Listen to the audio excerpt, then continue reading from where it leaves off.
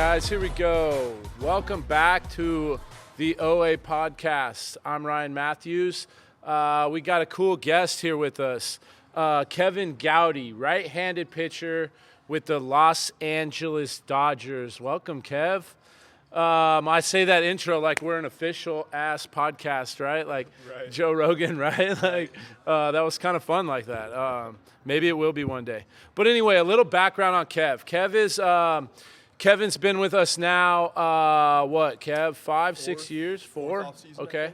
Yeah. I gave ourselves a little bit more credit than we were earned there, but hey, whatever. So a few years now, but Kev, I'm going to ask you a few questions here, but I'm going to lay out your minor league career a little bit for people here. Kev was a highly touted prospect, first-round draft pick, if I'm not mistaken, and then kind of struggled early on in his minor league career. And then I think, in my opinion, had a breakout last year in the minor leagues, and we are headed again, in my opinion, Kev will prove this here shortly, but headed for a very good big league career. Kev is highly talented, hard thrower, class act human. But without further ado, Kev, welcome, dude. Tell me a little bit about what it's like being a highly touted prospect, but being just a normal kid at the same time, man. How is that? How do you navigate that? You know, like a lot of scouts coming to your games, a lot of money being talked about, but you just being an 18-year-old that has to deal with everything else that every other 18-year-old deals with. How was that, man? Yeah, I would say just really trying to find balance in it. You know, I think, like you said, still trying to be an 18-year-old kid while still dealing with all the scouts at the games and all the pressure of events that you're doing and the draft coming up and everything. I mean, I think just trying to find as much balance as you can with it. Yeah. And I mean, my dad was great in it and kind of handling the scout side of it, the kind of business side more so, and kind of just letting me be a kid, which was huge. I mean, I think if it was all on me, you know, it probably would have been too much at 18 years old to deal with. Right. A lot of pressure for a young man, huh? For sure. If there's one thing that you now looking back in retrospect, if you had to do it again, or we'll touch on this a little later in the podcast, but if you were working with a kid here at OA and they were headed for the same things you were, man, what is one thing that you know now that you would tell them or tell the 18-year-old version of yourself? Yeah, that's a good question. I would say, kind of like I was just saying, kind of try to have that balance as much as you can, just because, like, yeah, I mean, you see the kids all the time who are 12, 13 years old and end up burning out on it because of parents or because of whatever it is. So, you know, try to have that balance, still try to be a kid, have as much fun as you can doing it, you know, work as hard as you can and have as much fun as you can while doing it, you know, for sure. Good. Kev, one thing that I think, you know, when I look at your career and then if I start comparing it to either guys that have trained in here or my own, I went to 2 years of junior college before I went into minor league baseball. And those 2 years, man, I mean, I still had my my growing pains in the minor leagues. I've seen other guys, you know, go through their growing pains, whether it was you or Sam Long or Nick Mears, the kids that we've had, you know, for a longer period of time here training at OA. What do you think is the hardest part for a young minor leaguer to kind of find their stride, find who they are, and, like, find their way in the minor leagues, man? Right. I mean, I think exactly how you asked it, you know, like that's kind of the question and that's what you're trying to get at. I think being at 18, 19 years old, like you don't know what works for you yet. Right.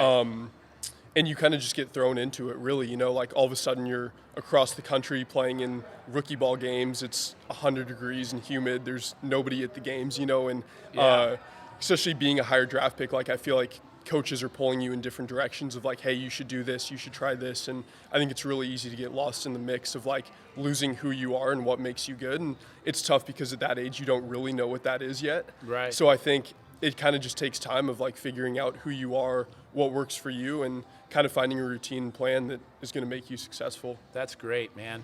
And, you know, guys, that's something that I feel, whether Kev knows it or not, that's something I think that I've seen Kevin do big time in his young minor league career was just attack this thing the way he wants to. And the way Kevin Gowdy would go about it. And correct me if I'm wrong, Kev, it's hard to be yourself as a minor leaguer or as a young prospect. Even I had that identity crisis. A lot of times I want to do things a certain way, but like you said, you have coaches telling you this or organizational philosophies that do this. What kind of freedom does it give you when you're okay just showing up, being in your own skin, man? So much freedom, and I think a lot of that comes from the organization you're with. It can be of just like letting you be yourself and, hey, be a good person and get better at baseball. Right. And really focusing on the things that really matter in baseball. I think it gives you so much freedom to just be yourself. Yeah. And know what works for you and be okay with trying new things, but at the end of the day, knowing who you are and what's going to work for you, and just having an idea of like where you're at with things. Yeah, I think is huge. That's amazing, man. Like you said, just be a good person and get better at baseball. Right. It really is that simple, And guys, we're saying I think it is that simple. If you're a youth baseball player, if you're a high school baseball player, college, pro, major leaguer, if you can just be yourself. Be a good person while doing that, and then just show up to get better every day. You're going to be 100%. You're going to enjoy this thing. You're going to be in a good spot, right? 100%. And guys, that's why, like I touched on earlier, Kevin has gone out of his way to volunteer his downtime. Kevin's not from Sacramento, where Optimum Athletes is located.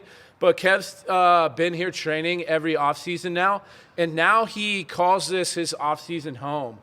So Kevin came to me this offseason with a proposal that was just like, hey, anything you need, I'm here for it. And this has turned into something that I think will leave a lasting impression on, one, our company, but I know young athletes here. And for a fact, it will leave a lasting impression on you, Kev.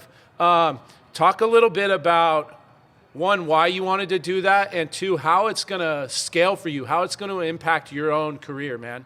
Yeah, 100%. I mean, I feel like it's really giving back to the game more than anything, and it's really a win-win, like being able to help guys, and like it helps me learn more. Like there's stuff that I learned from 14, 15, 16-year-olds, of watching them, throw and like what they're doing, and it's awesome. I love it. I love helping out and being around, and because I was once that kid in the same spot, with trying to figure out what I'm doing and what I need to get better at and work on. So, yeah. I mean, being able to be that guy for those guys is huge, because at the end of the day, it's so much more than baseball. It really is. You can only play for so long, and baseball is what we do, not who we are. Yeah. So it's about so much more than baseball. Man, that's so great. We appreciate it first and foremost, man. But I've just loved that the energy and enthusiasm that you've injected into this place, man. If we can keep doing those things around here, kids are going to get a lot better. I got one last question for you, man. Before you leave, you are headed into your first Major League spring training with the Dodgers. What do we have in store for Kevin Gowdy for 2024 season, man? Tell us one big goal and something that you're looking forward to. Yeah, so definitely biggest goal is obviously pitching the big leagues this year. And I think I'm closer than I've ever been with that. So have a couple goals in here of what I want to get done. Obviously get stronger, keep gaining weight and stuff, and then really dial in that kind of gyro slider. Yeah. I think that's going to be huge for me for, getting lefties out. And then other than that, man, I mean, I'm just fired up for it. It's going to be a fun year. Let's go, man. Well, stay in this mindset you're in, man. Stay on the gas pedal, and guys, look out for Kevin Gowdy in 2024. Thank you for everything you do. Thank you for joining me today, and we look forward to watching you pitch this year, man. Of course, man. Appreciate it. Thanks for having me. Thanks, Kev.